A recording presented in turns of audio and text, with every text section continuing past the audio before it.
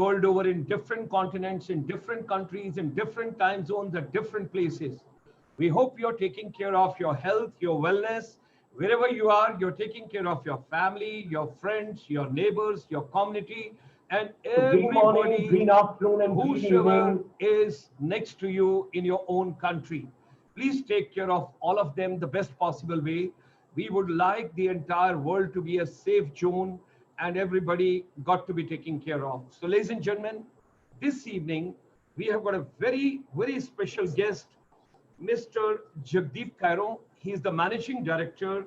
He's from the, the company, if I pronounce properly, it is Nfilade Security Solutions.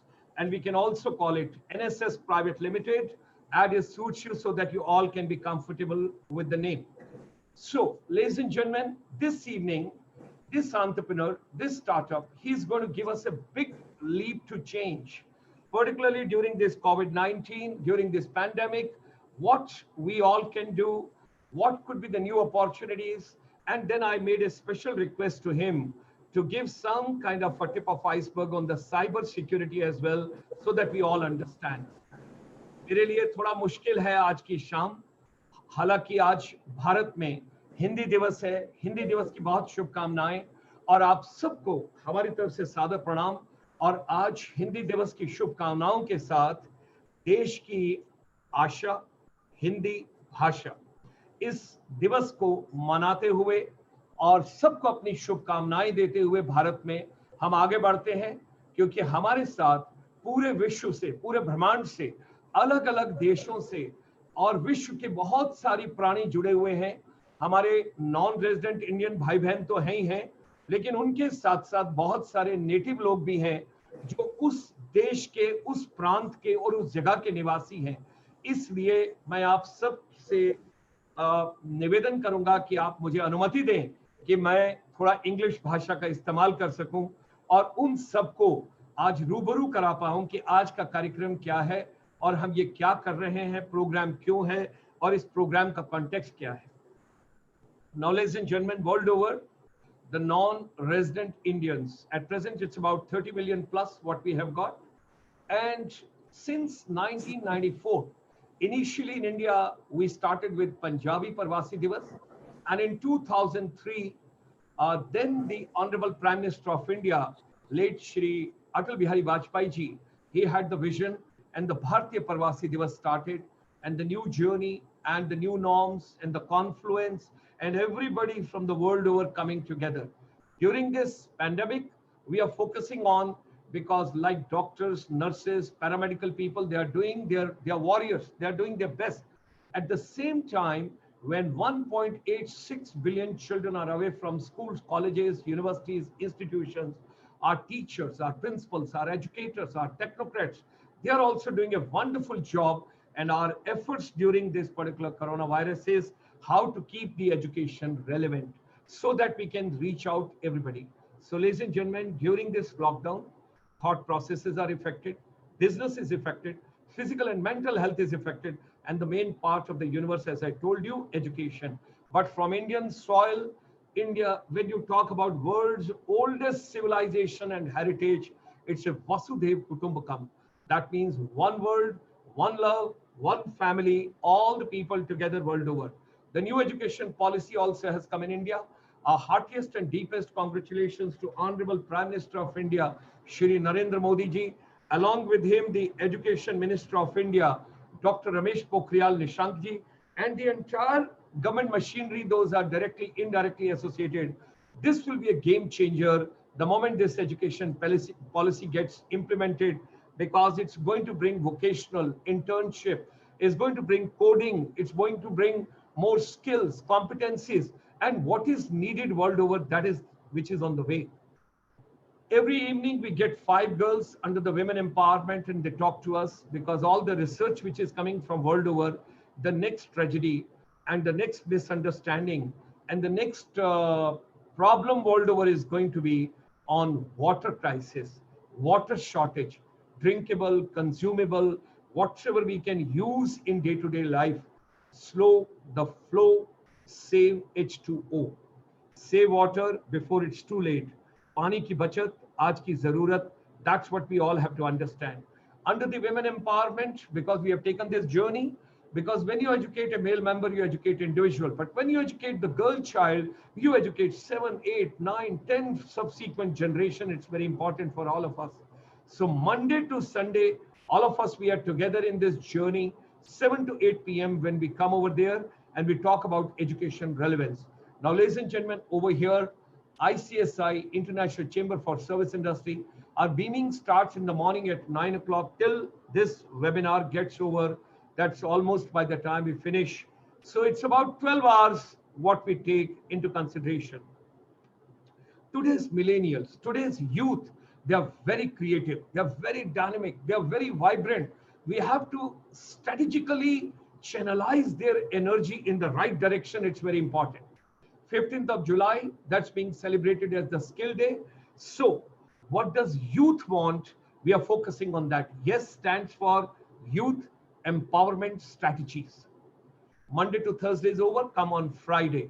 500 million plus people, the population which is world over of Buddhism followers. So with the International Buddhist Confederation, Venerable Dr. Dhammapiyaji, we are working in the direction to get international celebrities together on a common platform. What is Buddha's teachings relevance in today's education system? And then comes Saturday evening, and we take you to Swami Vivekananda's teaching for education and youth empowerment. Ladies and gentlemen, today is 14th. 11th, we had a very big and a mega event international because 11th of September, 1893, 127 years back, Swami Vivekananda ji delivered the iconic speech that was in Chicago, which is resounding in everybody's mind till date. So I'm grateful to Sudeep Majumdar ji for this. Then Saturday evening, we come for Ayurveda. Ministry of Ayush is doing a commendable job. Yoga, meditation, naturopathy, nutrition, organic, whatever best can be done, and that all we try and bring. Sunday morning, 9:30, Professor Satendra Dhiman comes all the way from the Woodbury University, Burbank, California, where we talk about what exactly is the journey from Vidya se Adhyatm Vidya ki aur, Gita's Updesh, Srimad Bhagavad Gita's Updesh, and the 10 principle Upanishad, where we talk about what is the relevance of these Vedas in today's education system. Now, then comes Sunday evening at 5 p.m. India, ASEAN, Myanmar, Cambodia, Laos, Singapore, Malaysia, Thailand, Indonesia, Philippines, Brunei, Vietnam, all the 10 countries, 650 million population. Dato Ramesh Kodamalji, the co-chairman of the ASEAN India Business Council from Malaysia. Our present president, Professor Paul Pontrip Narula from Thailand. Sandeep Majumdar, who is the president of the India Chamber of Commerce, and along with one of the keynote speaker, we come every Sunday 5 p.m. with the webinar, and our focus is northeast part of India, because the Honorable Prime Minister of India's focus is under Act East policy, where we talk about Ashtal Lakshmi. Ladies and gentlemen, and thereafter Sunday evening, micro, small, medium enterprise, where we talk in a great way what exactly has to be done over here. This is the startup when we talk about. Ministry of MSME is doing a great job. I'm grateful to Colonel Anil Kumar Pokhriyal, who is the CEO of the Management and Entrepreneurship and Professional Skill Council, for doing a wonderful job. Because when you take the name of the ministry, Ministry of Skills Development and Entrepreneurship. So Ministry of Skill Development, we have got 38 sector skill councils, but the Entrepreneurship Sector Skill Council role is prime and more echoing when you talk about today when the jobs are shrinking. So with him, Santosh Kumarji, his second in command, is doing a commendable, wonderful job for us.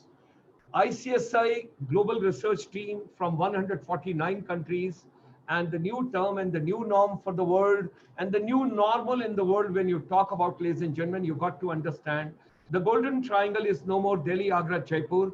The new golden triangle is basic food, basic health, and basic education. That part you got to focus on. And B2B is no more business to business. It's back to basics, sustainable development. कम में निर्वाह कैसे करना है, कम चीज में कैसे जीना है, जैसे फौज के लोग सीखते हैं, उस सब चीज को आगे लेके चलना है. Now, ladies and gentlemen, this is the last slide. Whatsoever human mind can conceive and believe, that is very important for all of us to understand. Whatsoever human mind can conceive and believe, it can achieve. Let us come together for making education relevant. Global confluence of educators, motivators, technocrats, counselors, wellness experts, corporate, government administrators, decision makers, all are coming together for this particular wonderful project where we all are trying to give the best whatsoever we can. Should you wish to be a panelist or you want to send suggestion, you can send at innovation@icsi.asia. And if you wish to get across to us on WhatsApp, both the numbers are listed. And at present, this particular webinar, besides coming on the Zoom, you're also watching on YouTube. Open the page of ICSI, Dr. Gulshan Sharma. Just type Dr. Gulshan Sharma and you can watch this particular program live, which comes over there. Now, ladies and gentlemen, as I mentioned to you, every evening we get 5 girls. These are the 5 stars of today's evening. We have got Arushi, we have got Ashwarya, we have got Suramya, we have got Rachna, and we have got Netanya. These 5 children, these 5 kiddies of ours, those are from the different soils, different places, under the dynamic leadership of Colonel Casey Manon, who is the regional advisor South Asia for our International Chamber for Service Industry. He is the person in charge. Should you wish to send your children, all principals, all counselors, all educators, teachers, whosoever is interested, please send, contact Colonel Manon. His mobile is 87544262270 and his email is also listed here, advisorsouthindia@ICSI.asia. These kids will speak for 2 to 3 minutes after our main distinguished guest, and they will also watch this program besides Zoom. Open your YouTube also, send across to other people also. Let more and more people, हमारे यहाँ से आयुर्वेदा क्यों खत्म हो गई और अभी patent होके बाहर की कंट्री से इंडिया में वापस क्यों आ रही है? क्योंकि हमारे आयुर्वेदिस्ट ने उस पैथी को लोगों के साथ शेयर नहीं किया. When you do not share knowledge, you take it to the graveyard. It's of no use to anybody. That just remains over there in the cemetery. So, ladies and gentlemen, I would request each one of you, share more and more knowledge with the humanity. Let the entire humanity be benefited as much as we can. This evening, as I made a mention to you, we have got a very special distinguished guest, Mr. Jagdeep Kairon ji. He is the Managing Director of Nfilade Security Solutions Private Limited. He's based out of Malaysia. Mr. Jagdeep Kairon is an entrepreneur with over 32 years of work experience, 10 years out of which were in the military service with the Indian Army. We have got a lot in common. He is my brother, he's my co-brother, he's my buddy brother, he's my uniform brother. He's an alumni of the Computer Security Institute, USA, and the University of the New Haven. Although biologically I'm his elder brother, but this evening I'm going to be his student. I want to learn a lot and a lot and a lot from him, whatever I can pick up the best in a very humble way. Mr. Jagdeep ji, he began his journey as an entrepreneur by launching the NSS India, a pioneer in the field of cyber and GSM security. Today, NSS has a presence in India, UAE, and Malaysia. NSS has consulted with over 30 Fortune 500 companies, as well as government in Southeast Asia and the Middle East. Mr. Jagdeep ji, he has branched off in the hospitality industry and became a partner in one of the India's premium B&B homestay near Shimla. One is Airbnb and this is B&B. If I understand, it's a bed and breakfast, if I understand it properly. So this homestay is today rated as top 5 in India by TripAdvisor. Although he's focusing today on security issues, but ladies and gentlemen, do visit. And once the corona gets over, I will take a free complimentary trip from him. It's near Shimla. It is a beautiful place. We must go and visit this particular place. I would also love to visit. According to Mr. Jagdeep, the problems are opportunities. Ladies and gentlemen, all my youngsters, all my kids, those are watching this particular program, and all my brothers, those are watching this particular program world over. Don't think the problem is there. Half the problem. There is another buddy of mine. like Mr. Jagdeep Kairon. He is based out of United States. He's an Air Force officer's son. And Tim Grover, he coach he he coached Michael Jordan, and he says 99% time in the gym we devote on the body, not on the mind. When you're mentally robust, when you're mentally strong, when you have mental toughness, then your body will follow and you will not have any disease, and this corona will just pass through. It will go back where from it originated. So, ladies and gentlemen, according to Mr. Jagdeep, the problems are opportunities, and has very recently invested and partnered in a premier kitchen for food home delivery services in NCR. When I talk about, that is the national capital what we have got in Delhi, Gurugram, and what you talk about the area that side. Now, before I call Mr. Caro, I want to show him a small gesture that the new education policy in India has been announced, and as a small gesture from our chamber, what we are dedicating to the whole world, that Takshila was there, Nalanda was there, and other international standard universities were there. Education system was so powerful from India, and we are dedicating 2.5 minute song, which is Vishwa Guru Banna Hai Bharat, Punah se, और उसके बाद we will go with Mr. Caro. So, ladies and gentlemen, with these words, let me just let me just go back. Technology is wonderful. So here it is.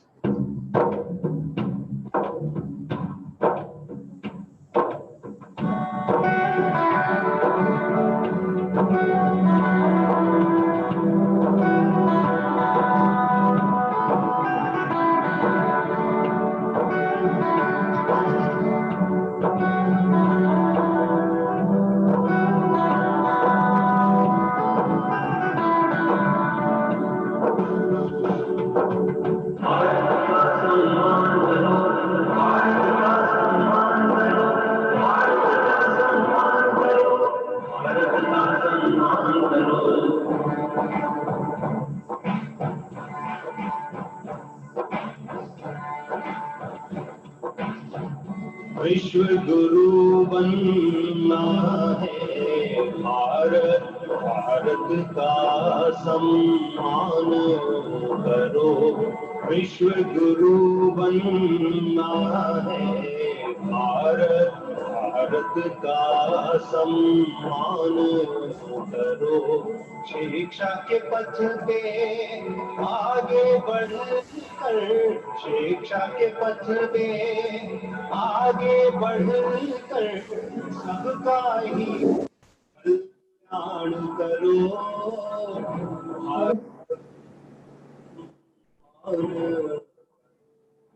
Bharat का सम्मान करो।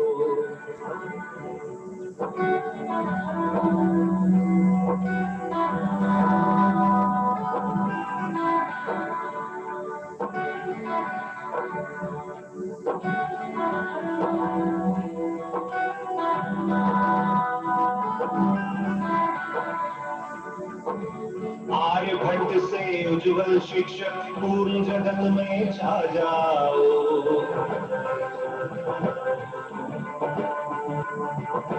आर्यभट्ट से उज्जवल शिक्षक पूर्ण जगत में छा जाओ। श्रेष्ठ वर्ग के तारे बनकर अपना नाम भी चमकाओ।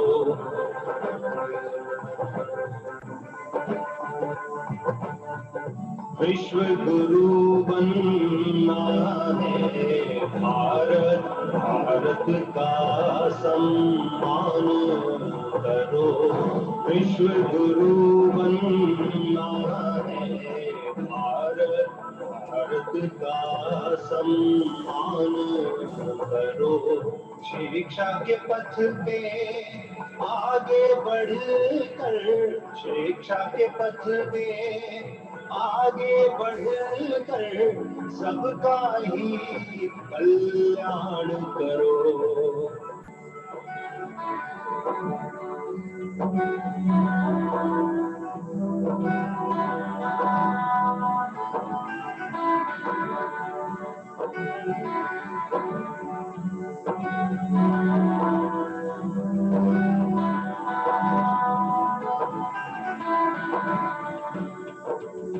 शंखनाद से सकल जगत में गौरवमय गुणगान करो।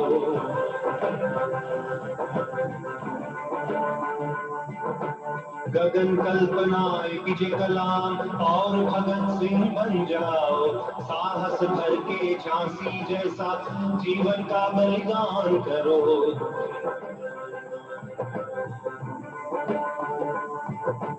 गगन कल्पनाएं कीजिए कलाम और भगत सिंह बन जाओ। साहस भर के झांसी जैसा जीवन का बलिदान करो।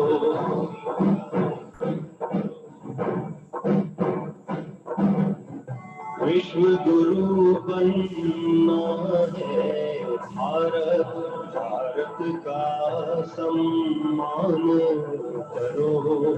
विश्व गुरु बनना है भारत, भारत का सम्मान करो।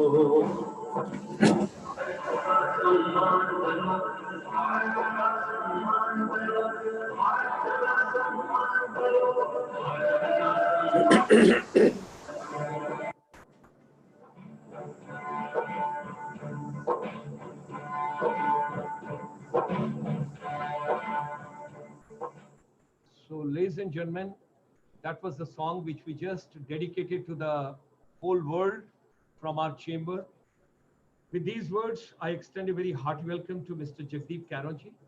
And we are looking forward to all of us because today there are great concerns. And Colonel Anil Pokhriyal, so much he mentioned about you, all the good work what you are doing, and you can help the younger generation. You can give them some tips, some insights, what all can be done and what is. With these words, Shri Jagdeep Kairon ji. Thank you very much, sir. Greetings, ladies and gentlemen. It's indeed an honor to be here. I'd like to express my gratitude to ICSI and Dr. Gulshan Sharma for inviting me for today's discussion. I also hope that all of you and your near and dear ones are all safe and taking adequate precautions. We will tide over this very soon. I've been asked to talk about entrepreneurship and also touch upon my journey and what I do. How did I arrive over here? So as Dr. Sharma mentioned, I was a career army officer. I left the army after 10 years of service. Thereafter, I worked with a manufacturing company near Goa, briefly.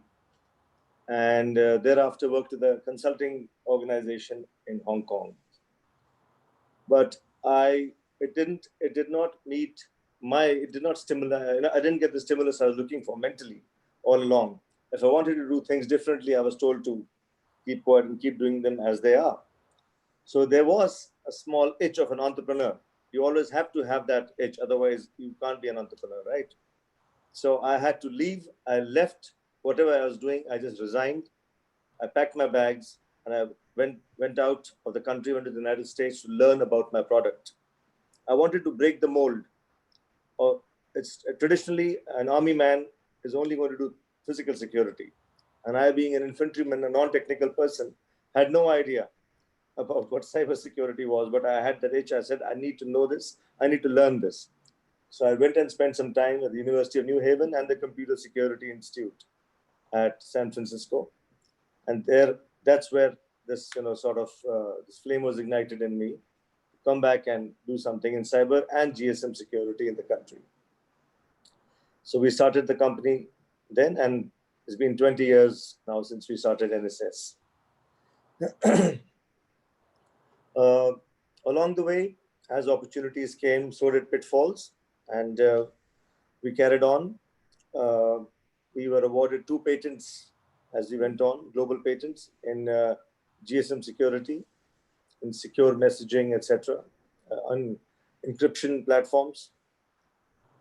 We did a lot of training and awareness programs, a lot of forensics, computer forensics, investigations, etc., etc. Worked extensively for a number of large organizations, as well as the government of India and some foreign governments, friendly foreign governments as well. What I'm going to touch upon right now is how all of us are sitting in our homes and hoping that things improve. How all of us are sitting in our homes scared. What is going to happen next? Businesses, as you see all around us, are going down. Profits are down by 50 to 80%. Businesses are shutting down. I walk around Connaught Place, some of my favorite restaurants, the doors are shut, in Delhi, that is. So I have a few pointers, especially for the young entrepreneurs, for the budding entrepreneurs who want to start out, who have the same itch, who have the same fire in their belly, who have the same self-motivation. Go out and do something. All right. So no one would have ever thought that a virus could bring a global economy down to its knees. It shows how fragile economies and their fundamentals are, actually. But I always say it's in the DNA of an entrepreneur that he's a fighter. He or she is a fighter. They will overcome this difficult period because it is there in their DNA. Or every crisis has an endpoint, has a shelf life. And this too shall pass very quickly.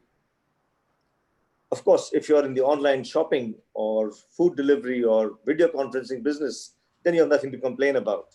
This is the best time for you. But however, if you're in the social sectors, be it hospitality, restaurants, F&B, retail, entertainment, or sports, then you're very severely impacted in these times.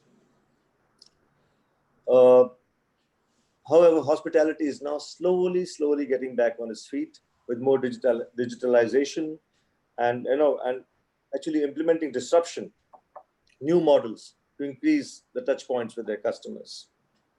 I'm going to touch on three very important points, I feel, to tide over this crisis. The first and most important one, a lot of people don't talk about it, is money. Access to capital. Whatever be the problem, no matter how serious a global problem we may have, how big a crisis, we always play to win. We don't work to survive. We don't have a strategy to survive, but we have to have a strategy to thrive. If we don't have that strategy, we will not be able to survive. And we won't be prepared for the days post-pandemic or after the crisis is over. We will have, firstly, to update our business plans. Our old business plans are not relevant in this new scenario. We need to face the present reality. We need to ask ourselves, where were we at the beginning of 2020? Where do we see ourselves in the next quarter and the quarter after that, and first quarter next year? How much money do we have? Cash is king. Liquidity is very important. How much money do we have with us? And how much money do we need to stay alive and stay afloat for the next 24 months? We need to prepare a plan accordingly. It is time to review all our expenses. I'm talking to the young entrepreneurs. There are lots of you who are very senior and with a lot of experience. This is not for you. I'm sure you already know what I'm talking about. I'm just reaffirming what you're thinking. We need to reduce cash burns. Companies have to become leaner. Fixed costs have to be transformed into variable costs to become more agile. We need to reduce marketing and events, etc. Everything that is not essential to the daily life of a company should be cut. I know there are a lot of young entrepreneurs there, a lot of millennials, like my son, he's a millennial himself, and you like to do things in a big way. You're bigger risk takers than what we were, but this is not the time to take foolhardy risks. This is the time to save. We need to pinpoint and look after our revenue sources. We need to have a deep look at our customer portfolio. Identify who are our top customers and who may not pay their invoices, and try and encourage faster payments, etc. The other thing is access to capital, which is so difficult right now. That's why I'm emphasizing on cash, revenue. Access to capital is very difficult, especially over a conference call. How will you convince someone to give you $500,000 or $1 million over a screen? It's very, very difficult. However, if you do have access, please exploit these now so that you have backup plans in place. Don't wait for the end of the crisis.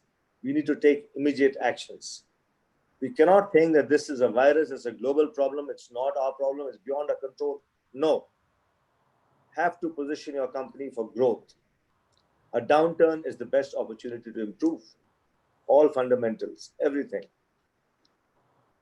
It's also an opportunity to improve your fundamentals and your skill sets, your product. It's time to train the technology teams, trying to train all your sales and marketing teams, because most of the CEOs and senior management is not burdened right now with targets or monthly performance and turnover issues. So we can take a step back, adapt, change, innovate, and put a new process and new strategy in place. This is the time to talk and innovate with our best customers. You know, you have a few anchor clients, if you're lucky. You have a few clients who are your anchor clients. Now's the time to talk to them that, sir, ma'am, this is what we want to do new. Can we do this with you? Will you be our guinea pig, please?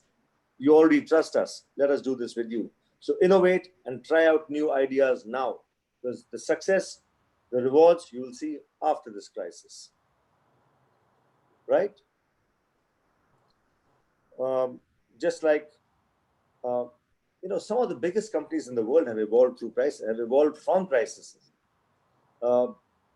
Google, LinkedIn, eBay, they came out of a 2001 crisis.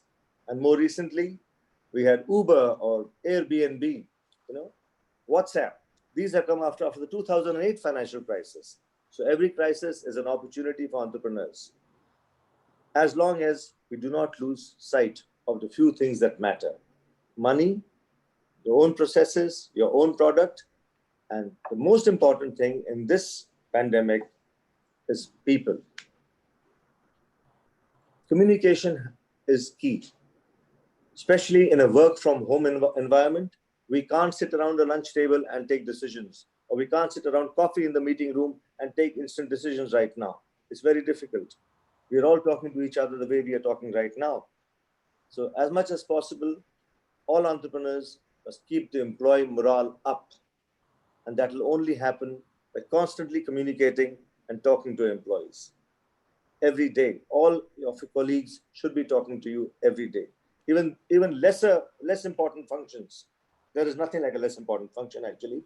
But bear in mind, because remote working offers, while it offers more flexibility, but it kills the chemistry. So we must keep talking. All right. Also, it's important to ask your workforce, how would you like to work after the pandemic? Is this more productive, or should we work in shifts? Should we continue to be working in a staggered environment? Some functions come one day and some functions come the other day. Is it more productive? Do we spend more time? Ask yourselves this. In any case, travel of goods and people is now notably reduced. So the impact of physical distancing itself, we have to factor in all these things now when we are dealing with customers and with each other.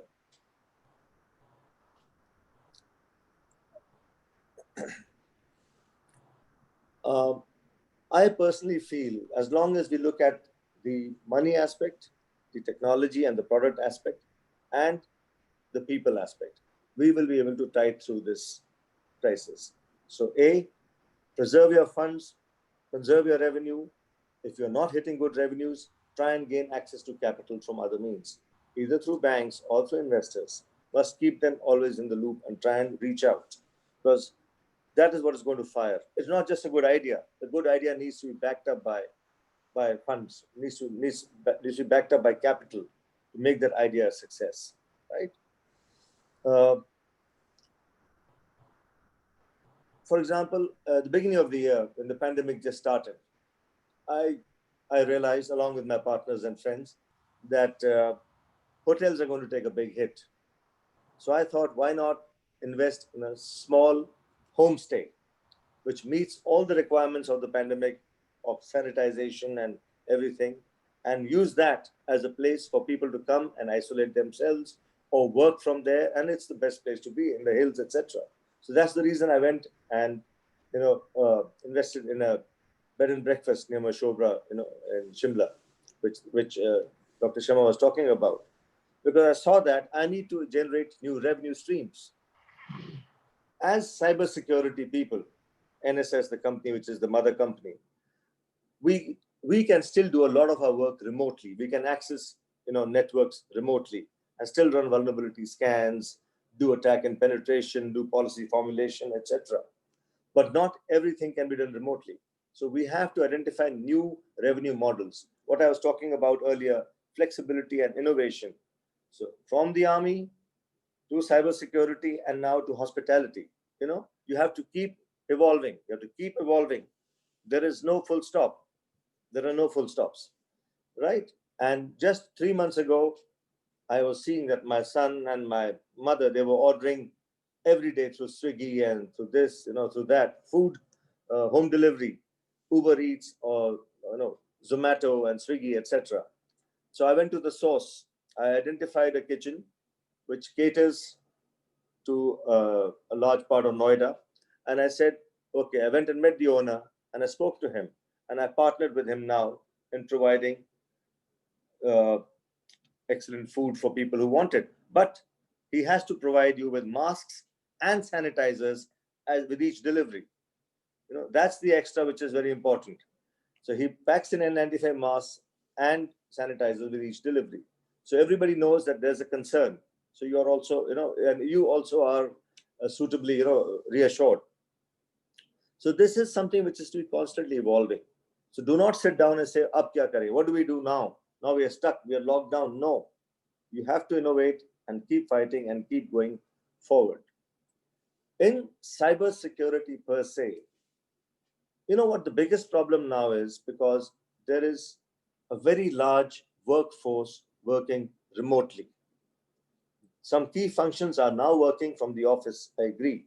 Some functions are still now in the office and you have 1/3 strength, etc. But a very large workforce is still working remotely from home. Some companies have already declared that they will not return to the office till end of the year, some till the middle of next year, some till 2022. They say we will have work from home till then. Now, what this work from home has done is that it has necessitated all of us to have a home office. All of us need to have audio, video connectivity, right? We need to have devices.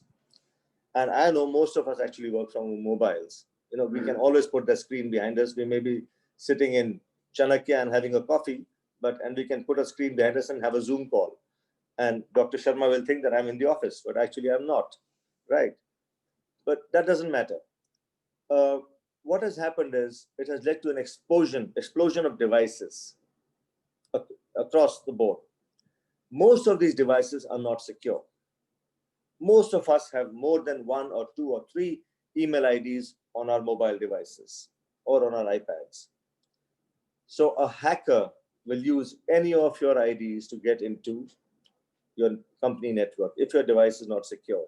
The endpoints of a company network have to be secure. The endpoint is in your hand, your mobile or your iPad or your laptop or your PC. That's the endpoint. So endpoint security is very important today.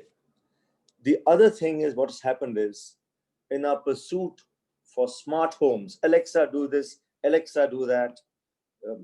Hello, you say hello to your car is running, has internet in it.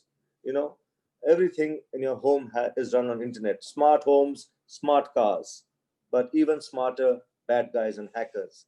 They are the ones who will use these devices to get into your corporate network. Just last year, we had the Nest, exploit being launched, where they can easily get into the small, seemingly, harmless little camera on your computer. They can use that. Your privacy is not the issue here, but that's just a launch pad. They will use the camera as a launch pad and get into the corporate networks, right? Launch ransomware attacks, launch any form of malware. And the other most important thing is data backup. Data backup. Most of us rely on the cloud. But while we rely on the cloud, we must make sure we back up our data, and the data should be encrypted, especially critical data. It must be encrypted. Must see whether the data is encrypted. Must know when to back up your data. Is it every minute, every day, every week, or every month, depending on number of transactions that you have. So those of us who are looking at cybersecurity as a service or as a career, whatever, have to get into the Internet of Things, IoT, must understand security of IoT, must understand cloud security, backup, encryption, etc. And more importantly, mobile devices, the kind of applications that you have. Every application has a vulnerability. On the same handheld, on one side you're updating your Facebook status or your Instagram post, and on the other screen you're doing your work. You know, that's very unwise. You have to segment and have different passwords, etc. whenever you do this. So Internet of Things, I think, is here to stay, and it's very important for us to understand the security aspects. So whenever you go and buy something for your home, which is a smart device today, and if you think you're going to be working from home, make sure it has a password, etc. Security should come inbuilt into that device. Right. I'm about to conclude, actually. I'd just like to say that there are certain key virtues or qualities of an entrepreneur, which the youngsters or the young entrepreneurs should not lose sight of. Remain self-motivated. It's very important. Second thing is understand what you're offering. You need to know what you offer. That's why I went to the US to study. I could have hired a couple of very smart IT people and asked them to do it, but I need to understand my product myself. I need to understand the services I offer myself. Need to understand what you offer and need to understand the market. How does it fit into the market? I may want to open a sushi restaurant, a top-end sushi and sake restaurant in Greater Noida. It won't attract a single customer. But if I open a nice samosa, hot samosa and chai stall, I'll probably make a lot more money. So I need to understand my market, right? Next is take risks. I was talking to Dr. Gulshan before I was speaking to you all, and I'm absolutely astounded and marvel at his journey from his time in the army and later on what all that he's achieved. Obviously, he's taken a lot of risks, so you must take risks. Other thing is, an entrepreneur must know how to network. Network is not selling. You're not selling every time you meet someone, you give a card and say, please come and buy paints from my shop. No. You need to network. You network to understand the person in front of you, understand what the needs are, and make an honest pitch. Don't sell soap. Don't just come in his face. You're not doing that. You have to make an honest pitch. You need to understand your customer. That's why you network. For all you may need him. You may need to collaborate and partner with him or her in future. Must have money management skills and knowledge of money and how to make money grow.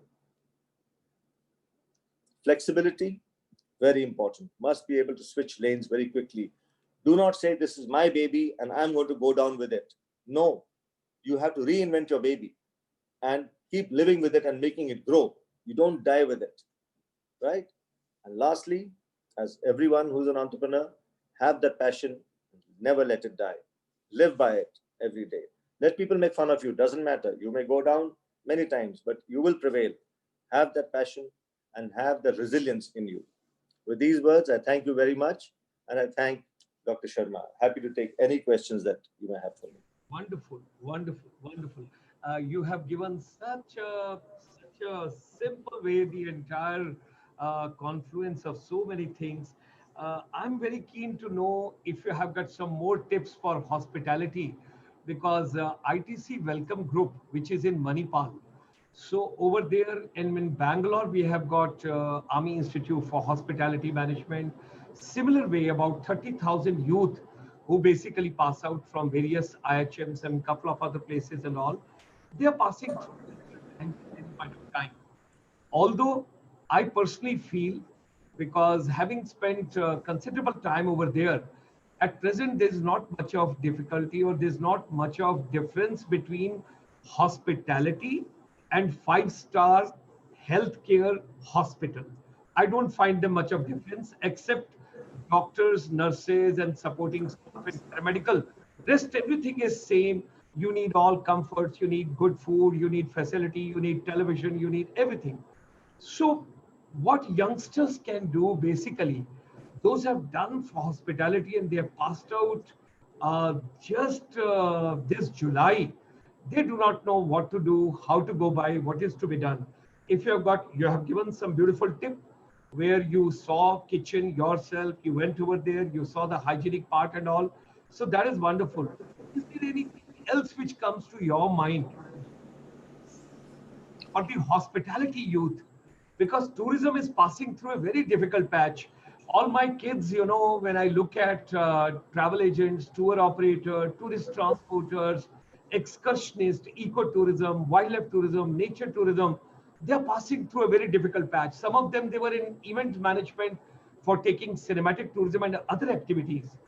So, airlines, tourism, and hospitality, all three are clubbed together as a triangle. So, do you have any? Because now you're practically into hospitality. Do you, Yes, do you have anything for the younger generation? Because kids are passing through a very difficult patch at present when they're talking to me. uh, sir, what has happened is hospitality and the travel and tourism industry, these are social sectors. It means they thrive on numbers, like room nights, the revenue per user, they thrive on room nights. They thrive on per table, right? They thrive on per seat sold, whether it is.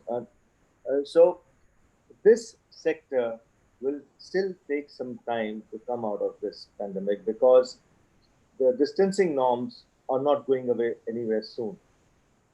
However, there are a lot of niche and boutique companies in the country and overseas which are offering opportunities to train young boys and girls, young men and women, because they already have the soft skills. They already have the soft skills.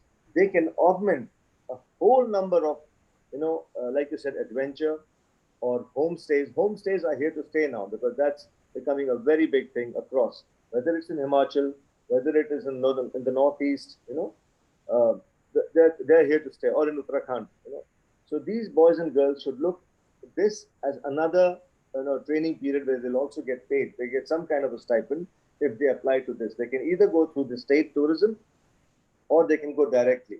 All these homestays and B&Bs, for example, the place which I'm involved in, we have also we're offering work from the mountains. They can come and work from there. They can come and work. People can come and work from there. And the company can pay, and they can come and work from there. So young boys and girls will be needed to be there on site.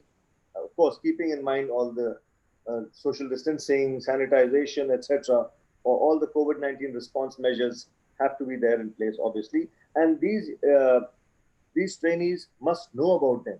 They actually must be trained. They have to understand what's a mask, what's an N95 mask, what's a KN95 mask, what's a surgical mask. They have to understand how do you take a temperature. How do you take temperature with the infrared, and what does a sanitizer do? How is an alcohol-based gel different from a normal sanitizer? You know, they have to understand these things as part of their training when they come on board, and they should be on their CV. And they should also, if possible, undergo some basic ER, emergency response training, which I think they do get in hospitality, which most of them, I think, are qualified to render first aid or any other medical emergency response. This will go a long way on their CV when they now apply for jobs. But to work, say, in the regular five-star hotels, that is still, I'm sad to say, at least another 6 to 8 months away before that happens. Okay. Thank you very much. Thank you. Now, depending on your time availability, there are 5 kiddies. If you wish to hear them for about 2 minutes each, but if you are tied up with some other assignment, then we would say goodbye to you and thank you to you. Thanks for your valuable deliberations, inputs, what all you have given to all of us this evening. And you have told us that everybody got to be staying fit. You got to take in a positive way. And in entrepreneurship, one has to take the risks. And sometime, I think you and me, we enjoy so much in common. I'm sharing and I took so many risks with 2 small kids, and with my wife, I moved all the way leaving Ministry of Tourism, leaving Army, leaving everything, and then just starting, so there's so much to learn and so much to pick up at. And at the age of 40, everybody was telling me, what are you doing? You're leaving Army, you're leaving Ministry of Tourism, you're going out. What exactly are you doing? So keeping all that in mind, I'm going to say there's so much common. And hospitality, when you talk about, that is again something common which we both have got. So the only thing is I have to pick up some threads from you as a humble student on the side. No, sir. All No, is sir. done in that side because that something is your specialization, your area. So thank you very much, Mr. Jagdeep Kairon, for joining us this evening. We are so privileged. We are so proud of you. And we pray to Almighty what all ventures you are doing. Wherever some humble inputs can come from our chamber, we would be more than happy to be a part of your journey and to give some kind of strength wherever it's possible. And with these words, thank you very much for joining us this evening. Thank you, sir. It was my honor. Thank you very much. Bless you. God bless you. Thank you, sir. Thank you. So now we get, let's start with Nathania. Let's start with you, child, if you're there. Yes, sir, I'm here. Good evening. You Yeah. get about a minute or two, and you can talk about something on water saving, water management, whatever you want to tell the whole world with regard to, but precise and concise. Yes, go ahead. Yes, sir. So, good evening, everyone. I'll be talking about water conservation. So, first of all, I would like to start like what is water conservation? Conservation. So, water conservation is like refers to the preservation or controlling and like, development of water resources, like both surface and groundwater, and prevent of pollution. So today, several part of the countries and experience several of I mean sorry today several parts of the countries are experiencing an acute acute water crisis, and therefore necessary steps have to be taken uh, to consume water um, uh, and some of the important aspect of water conservation that I wanted to discuss today is in the field of commercial. So for this purpose, I would like to categorize commercial building as like office buildings, hospital, industry, sports complex, and so on.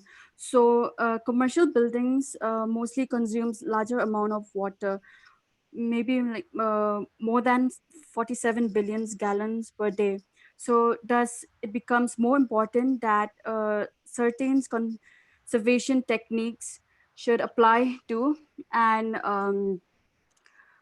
save supply to, so that we can save water. So some of the systems to encounter against abundance usage of water recommended by many scholars and professionals, upgrading to upgrade the water efficient fixture, reducing the pressure on water lines, and then uh, installing of smart meters and sensors, and then installing rainwater harvesting systems. So there are just a few technologies mentioned. So in addition, the government of India has also levied a water conservation fee on industries and infrastructures projects, including residential and commercial complex. So I would also like to talk a little bit about women empowerment. So women empowerment is the process of empowering women. Empowerment is like the process of creating a power in individuals over their own lives, societies, and in their communities. So it is also include the action of rising the status of a woman through education, cultivation, awareness, literacy, and so on. So, thank you, Thank sir. you. you, Nathania. Stay safe wherever you are, world over. God bless you, child. So we get Same Aishwarya. to you, sir. And before Aishwarya starts, I personally feel that Monica Bedi and Devika Puri ma'am, both of them, they have to get some very special award on 31st of December because they come regularly and they are very, very sincere participants. We really convey thanks to them. Okay, Ashwarya, please go ahead, child. Am I audible, sir? Yes, absolutely fine, beta. Please go ahead. Okay. So a step to conserve water is a step to secure the future. In India, more than 80% of water demand is used for agriculture. So first thing is I think the first step towards water conservation is to educate the farmers about the new techniques that's being used for water irrigation. So here, I think the steps that can be taken by the farmer is the micro irrigation system that includes drip irrigation. So that drip irrigation, the amount of groundwater usage has been reduced by 20% when drip irrigation was put into action. But the sad part is the farmers are only 3% of the net sown area in India is using the system. So this is a very, very less percentage. And the amount of water that's being used for farming can be reduced to an extent. The other problem regarding farming is the usage of chemical pesticides and fertilizers. The I think farmers should start growing organic vegetables and fruits, as they can reduce the usage of pesticides and fertilizers that's chemically produced. And I'm not saying that there are no organic organic alternatives to chemical fertilizers and manure. So here there are a lot of biofertilizers in the market that's been available, and the reason why why we should avoid using chemical fertilizers are because these go deep under the groundwater level, and it contaminates that wholly, affecting the water quality to an extent. And so I think the most important part about farming in India is 80% of the land is being used. 80% of the land is used for agriculture purpose. So you can just see the amount of water that's been wasted. So this small step can lead to a very, very big change. I would like to, mention Israel. Israel is a very dry country, and surprisingly, Israel is known for the best water conservation. The technique that they use is 85% of the wastewater is being, filtered and then used for consumption. So if Israel can do it, we India with a lot of lakes and rivers and ponds can definitely take this system and save the water for our generation and the coming generation. That's all, sir. Wow, great, Ashwarya. You took us all the way to Tel Aviv and we reached Israel. Great. Thank you. Thank you, sir. Yeah, Rachna, good evening, child. Good evening, Rachna. Good evening, sir. Good evening, sir. Am I visible? Yes, you are visible, audible, all. Please go ahead. Thank you, sir. So firstly, I'd like to express my sincere gratitude to ICSI for giving me this opportunity. And I'd also like to express my sincere gratitude to you, sir, for giving me this opportunity. And I'd like to congratulate all my fellow panelists. And today I'll be throwing some light about water conservation and the methods of water conservation. So as we all know, India is not new, or our country is not new to water conservation. It's deep rooted in the science of India. So even our ancient civilizations, for example, the Indus Valley civilization has had structures like the Jaldra, the Talab, the Bhavri and Tankas, which were all used as reservoirs for water conservation. So the main two methods of water conservation, which is practiced worldwide, are rainwater harvesting and groundwater resources. So rainwater harvesting is one of the most important or one of the most beneficial strategies in water conservation. So, digging ponds, lakes, canals, expanding our water reservoir, and installing rainwater catching ducts, filtration systems, having rainwater collection roofs, etc., have been used in many homes in different parts of India. And we also know that this water can be boiled and it can be used as potable water, or it can be used for irrigation, for home gardening, and any of those practices. Next, we come to groundwater resources. So, whenever precipitation occurs, that any kind of precipitation, some of the water gets collected, and this zone or the water in this zone is called groundwater. But we should always make sure that we use groundwater resources rationally, because in spite of having enough precipitation and in spite of having so much water in the form of lakes and ponds and all of that, we still face water scarcity in different parts of our country. So, no matter which method of water conservation we use, we should always make sure that it is used up rationally. In spite of this, even our government and municipalities have been taking a lot of action in this case, just like universal metering and paying extra if you use more water, water recycling showers, STP water, etc. Now, I think since our kindergarten days, we've been taught about different methods of conserving water at home. And it is something that we've been hearing from the age of 4 or 5. Please don't keep your taps running when you brush your teeth. Don't waste water, etc. So just like Neil Armstrong said, one step for man is a giant leap for mankind.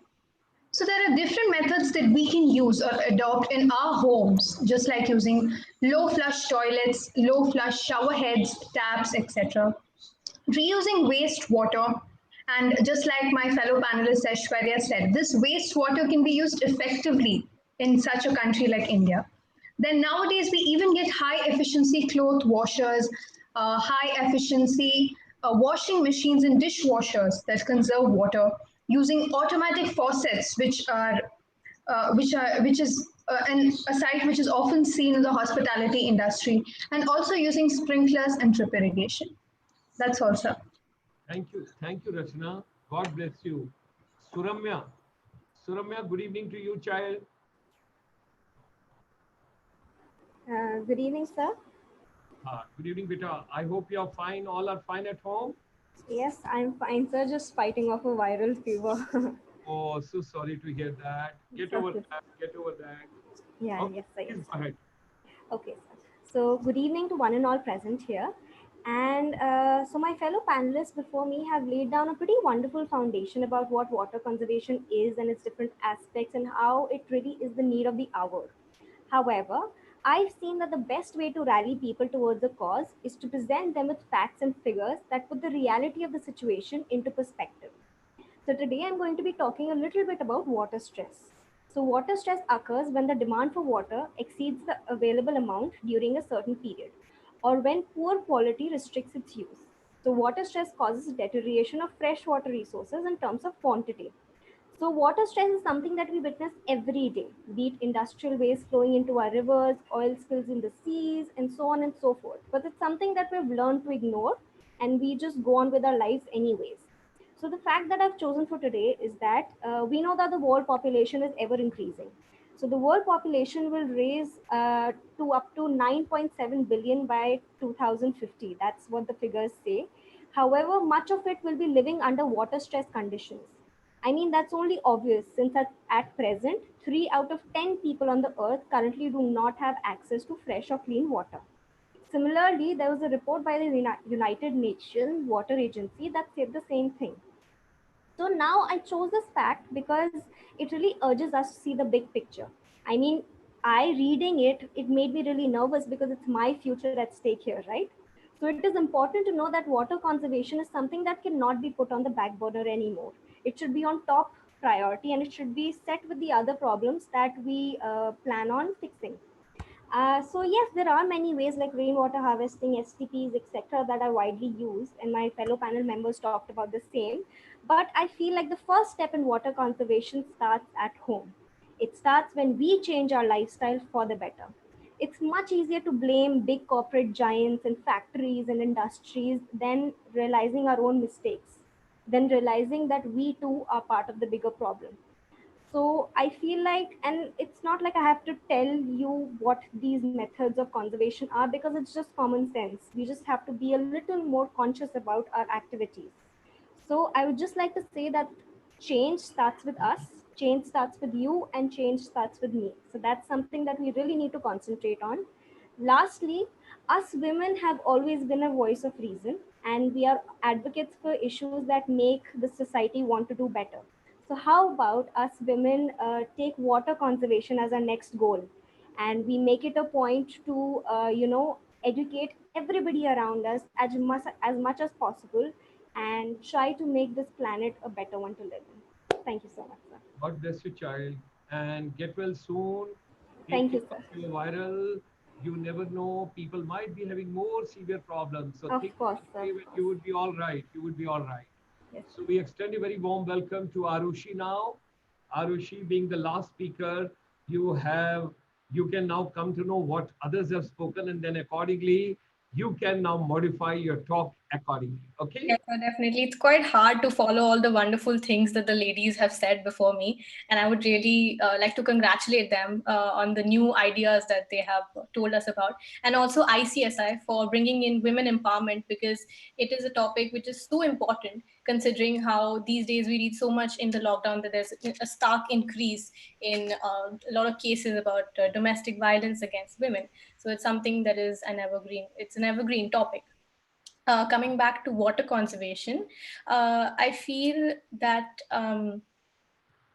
we as Indians are very different sort of society, right? And we are very unique as people. So we learn a lot about water conservation in our schools and colleges, but seldom is it actually we come back home and actually implement it, right? There's a lot of ignorance that goes around when it comes to water conservation. Let's take electricity, for example, right?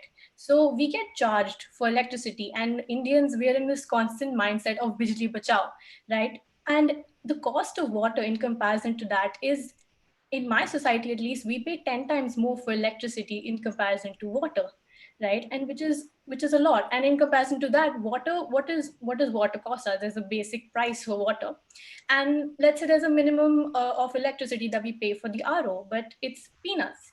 And for us who live in places where we have so much access to water, right, we turn on the taps and there's just water freely flowing out, we don't feel this need in comparison to other areas, which are the rural areas. Or like, for example, where our college is in Chennai, we have seen those government tankers that come loaded with water. Again, that's not the most hygienic type of water, but people still fight for it because it's so scarce for them, right? And I feel that unless we feel on the inside that there is a stark need for water conservation, there is no way we can change, right? So to conclude, I would just say that start small, start from your homes. As the other ladies also mentioned, there are a lot of ways, like taking shorter baths, or rainwater harvesting, or collecting whatever residual water comes out from your ROs, or while washing vegetables. Those can be used for better purposes, right? For watering your plants or washing your utensils or cars. There are a lot of ways. So start small, and the change definitely starts from us. So I really urge people to change their mindsets and implement all these ideas. Thank you. Wonderful, Arushi. Wonderful. God bless you. God bless you. You remain on the same screen and the big screen because you're the last person. I want to honor you because we gave you the last opportunity. All the four kids of mine, kindly switch on your cameras.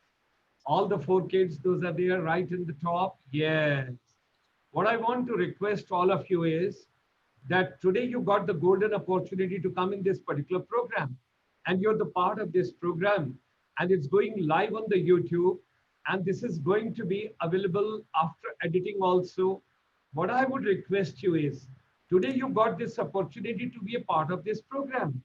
Try and share this video with as many people as possible. We will send across a video, edited one, to Colonel Manon, and he can further share. And then you can share with everybody and tell all your fellow friends, your colleagues, and all people, those are in your college, university, institutions, schools, wherever you are. Tell everybody that, look, if we can think about it, you can also think about it. let's save water, because the water saving is so important if we want to avoid future wars, future difficulties. The next strategy and the tragedy is going to be, basically we got to take care of every drop of water has to be saved, because the population is increasing, and at the same time the consumable water what we talk about, or utilization of the water, has to be taken care of very well. So with these words, my blessings to all the 5 kids, and Suramya has to get over her viral soon, and nobody should get viral. She should be all right. You never know how many people have got even bigger problems, bigger difficulties, so much of it. We pray to Almighty that everybody in this universe should be all right. Their health should be fine. Their family should be fine. Their neighbors should be fine. And India believes in Vasudhaiva Kutumbakam. That part is very, very important. So with these words, my blessings, my regards, and do come every day, do share videos, because that is the way. Colonel Mannon gave you this opportunity. Now take the vision ahead. But if you do not share with others and leave it here only, then this will remain with these 5 little kids of mine, my children or grandchildren, whatever it is, then it will remain with you only. You got to move it ahead. That part is very important. At the age of 70, if I'm dedicating and devoting time over here, I'm very clear in my conscience. I want that rest of my life, whatever I have got in this planet, I should try. What can I give back to society? Coming from the army, worked in the Ministry of Tourism, Government of India, having set up the first institute for Ministry of Tourism, having drafted the whole MBA tourism, having set up the Army Institute for Hospitality Management in Bangalore. There's so much which has gone in the kitty. And now with the non-resident Indians world over, I'm such a happy child, and I'm a student of all of you. You all are my teachers. I learned so much from all of you this evening. So God bless all of you. Stay blessed. Enjoy yourself. Take care of everybody, and take care of the humanity the best possible way. With these words, look forward to seeing you tomorrow. Tomorrow is very interesting. I wish to share with all of you. Tomorrow, Mr. Vinny Rawal is coming. He is the founder and entrepreneur of Indian Toys, that is called Vizboo. He is coming tomorrow, and you will get to know the new dimension. With these words, we sign off.